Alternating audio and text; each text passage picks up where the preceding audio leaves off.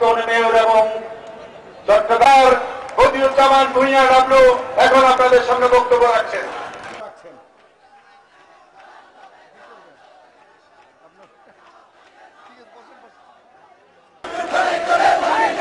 সকলের পরম শ্রদ্ধেয় নেতা ভুল বুঝাবুঝি সৃষ্টির জন্য ষড়যন্ত্র করতে আমরা তাদের অনুরোধ জানাই।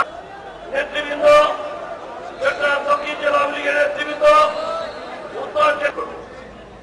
আপনারা সকলে জানেন বাংলাদেশের বর্তমান প্রেক্ষাপট কি।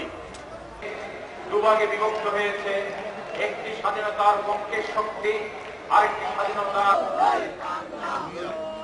চট্টগ্রাম নগর আওয়ামী লীগের আলোচনা। এখন গরম মজা আপনাকে বড় বিষাক্ত সব আওয়ামী লীগের বিরুদ্ধে অনেক ষড়যন্ত্র হয়েছে, কোন ষড়যন্ত্রে টিকে থাকতে পারেনি। সুতরাং